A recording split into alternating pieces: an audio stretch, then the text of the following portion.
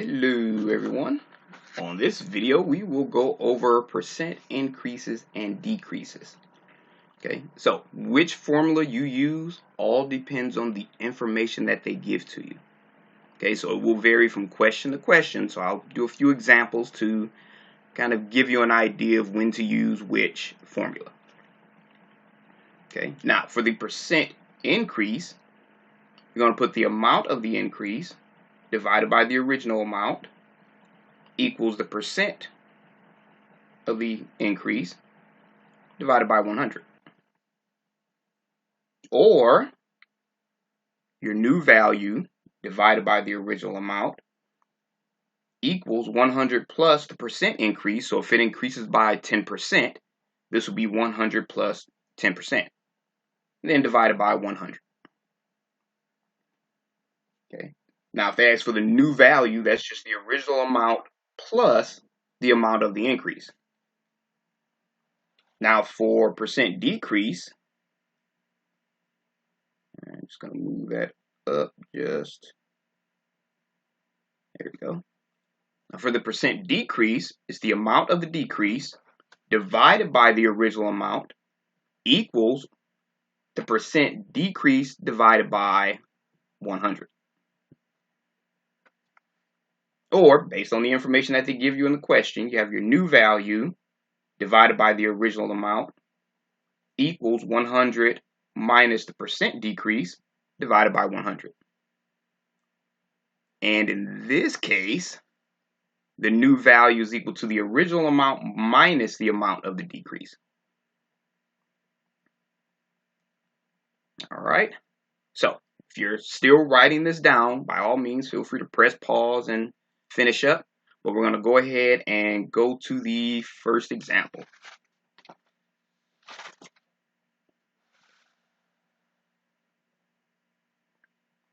Okay, so for the first example, they said computer programmer's yearly income of $57,000 is increased by 8%.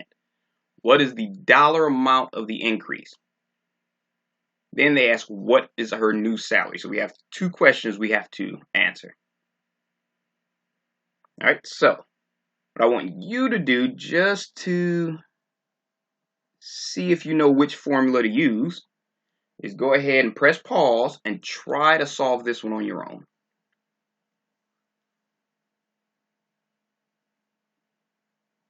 All right, assuming you press pause and worked it out, so let's go ahead and verify your answer. Okay, so we see here that we know the percent increase, and we also know the original amount. And we know that we're looking for the amount of the increase. So based off the information that this question provided, you have the amount of the increase, and we'll just call that A. You can use any variable you want. I just call it A because of amount. Okay, if you use B, C, D, doesn't matter. I just happen to pick A. Divided by the original amount is equal to the percent increase divided by 100. All right, so if we plug everything in, we have our original, well, our amount of the increase, which we're solving for, so we'll call that A, over the original amount, which is 57,000, equals the percent increase, which is 8% increase, divided by 100. All right, so we go ahead and we do our cross multiplication.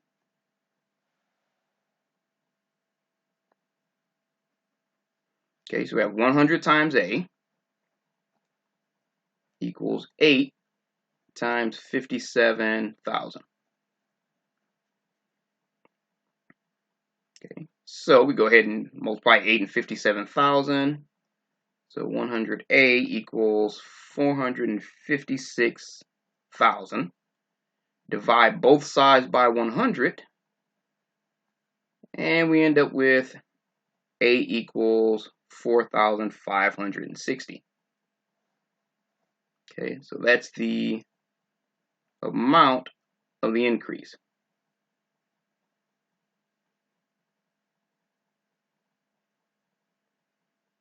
All right, so now we have to find her new salary.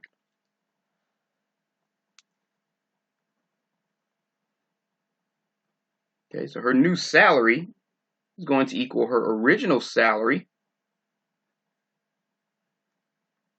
plus the increase amount. Okay, so remember that from the previous page. I'm just going to cover that for a quick second. Your new value equals the original amount plus the amount of increase. Same thing. New salary equals original salary plus the amount of increase. Okay, so that's going to equal the original salary, which is $57,000, plus the amount of the increase, $4,560. So her new salary will be $61,560. All right, so that's how that works. Okay, so if you're still writing, of course, feel free to press pause and finish up. But we're going to go ahead and move on to our next example.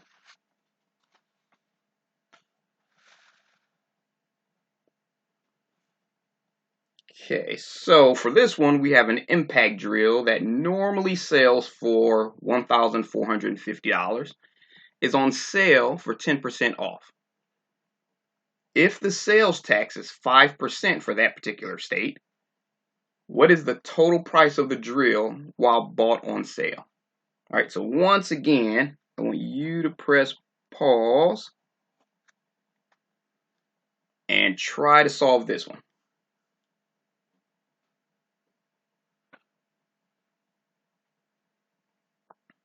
All right, so assuming you press pause and worked it out, so let's go ahead and verify. Okay, so we see here we have 10% off, so that's a decrease. We have our original price. Okay, so from that, we can kind of solve the sales tax. We're going to add that on afterwards because we have to find the new value. Okay, because we have the original value, we have the amount of the decrease, so we need to find the new value before we can add on the sales tax. Okay, so we have our new value, and again, we're going to make that V. You can make that any variable you want, but I just picked V over the original price equals 100% minus the percent decrease over 100, or 100 rather, instead of 100%. Okay, so if we fill all that in, move this up a little bit, we have V over the original price of $1,450 equals 100 minus the amount of the decrease, so it's 10% off, so it's 100 minus 10 over 100. All right, so that will give us V over 1450 equals 90 over 100. Just doing my 100 minus 10. Okay, now that we have it all set up, we go ahead and we cross multiply. So we have 100 times V equals 90 times 1,450. Okay, so if we go ahead and multiply those two together, we have 100V equals 130,500. And as soon as we divide both sides by 100, we get V equals 1,305. Okay, so that's our sale price.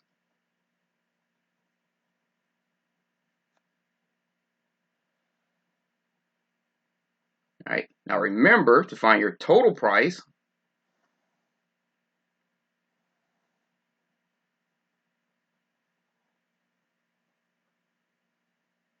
That's going to equal your original price, or not your original price, your purchase price,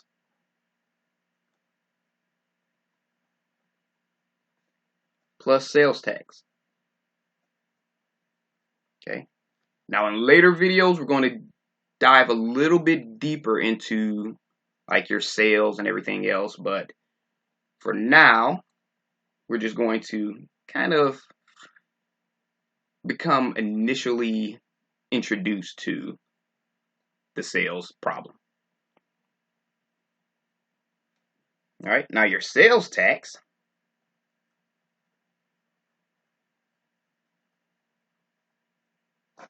divided by your cost is equal to your tax rate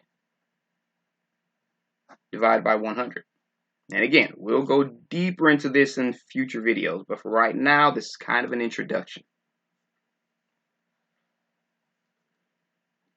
Okay, so you have your sales tax, which I will say we'll just make that T.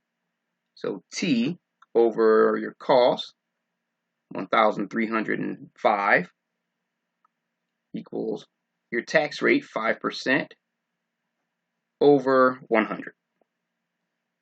So if we go ahead and we cross multiply, you get 100 times T equals 1,305 times 5.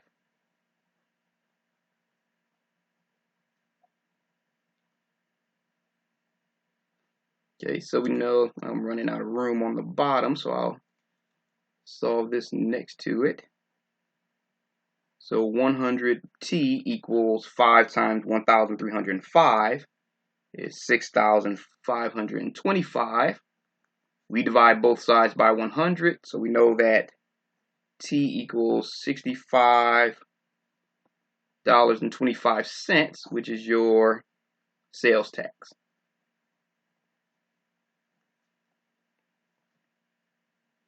Okay, so now using your total price formula, oops, straighten up the paper there. Your total price is equal to your purchase price, which is 1,305, plus your sales tax, which is $65.25, which equals $1,370.25 for your total price.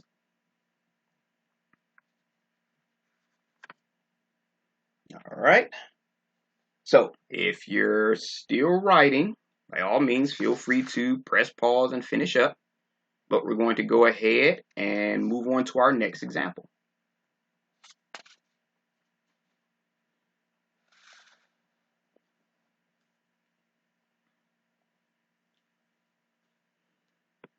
Okay, so the enrollment at a technical school was 410 students. The next year, the enrollment in the same school was 328 students. Find the percent decrease in enrollment from one year to the next. All right, so now you know we're looking for percent decrease. All right, so once again, I want you to press pause and see if you can figure out the formula to use.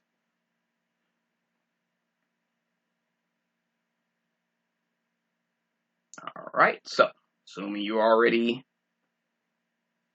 press pause and work this one out, so let's go ahead and verify. Okay, so we see that the enrollment was 410, and it is the next year was 328. So that gives us something to work with. And we know that we're looking for the percent decrease. Okay, so if you look at that, we see that if we use the amount of the decrease divided by the original amount equals the percent of the decrease over 100. And the percent decrease, we'll just call that R. Okay. Now the amount of the decrease is not any particular value. as far as what's given to us. We started at 410, and then we went down to 328. So the amount of the decrease is whatever 410 minus 328 would be. That's the amount of the decrease. Divided by the original amount. Okay, remember it started with 410. That's the original amount. Equals the percent of the decrease. That's what we're looking for. So we'll just call that R over 100. Okay, so 410 minus 328 is 82. We have 82 over 410 equals R over 100. And once you have your nice simple fractions, we go ahead and we cross multiply. Okay, so that's R, well, 410 times R. I'll just put that first. Yeah, 410 times R equals 100 times 82. All right, so we go ahead and multiply those two together. We have 410 times R equals 8,200. Divide both sides by 410. We have R equals 20. Well, in this case, 20%.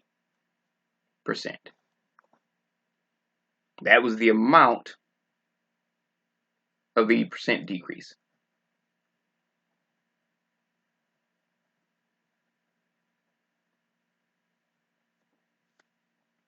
All right. So once again, if you're still writing, feel free to pause it. But we're going to go ahead and move on to our last example.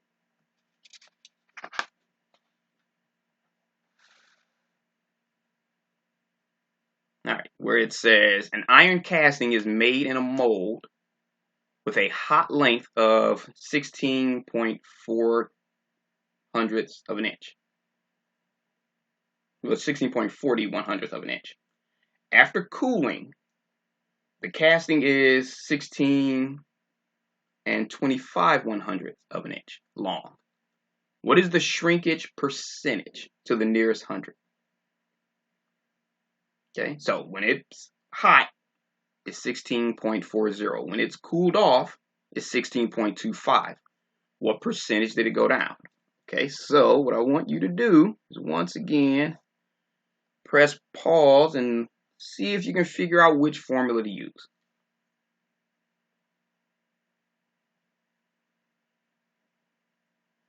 All right, so assuming you already worked this one out, so let's go ahead and verify. Okay, so we see we have the amount it started, the amount that it decreased to.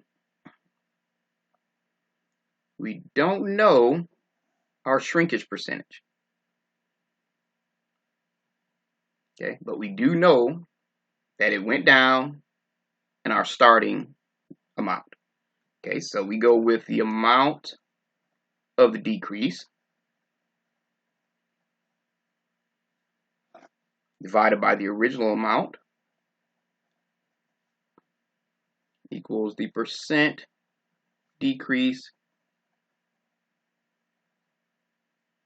Again, we'll call that R divided by 100.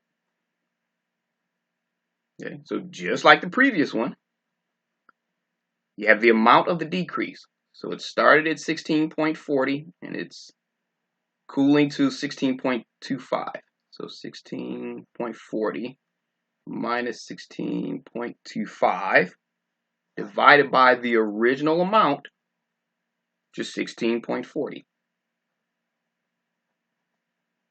is equal to the percent decrease, which is what we're looking for, over 100. All right, so we have 16.40 divided by minus 16.25, sorry about that, which gives us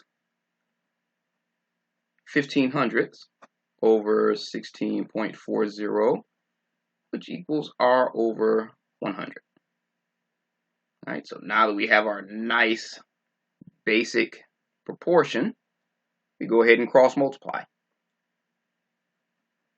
You have 16.40 times R equals 100 times 0.15. Okay, so we go ahead and we multiply those two together. That's 1640 times R equals 100 times 0.15 is 15. Now we divide both sides by 16.40, and that gives us R equals 0.91463. So if we round that to the nearest hundredth, there's 2 decimal places, so that would be 0.91%. Okay, which was the amount of the decrease. All right, so a little less than 1%. All right, so once again, hopefully this made sense, and I'll see you on the next video.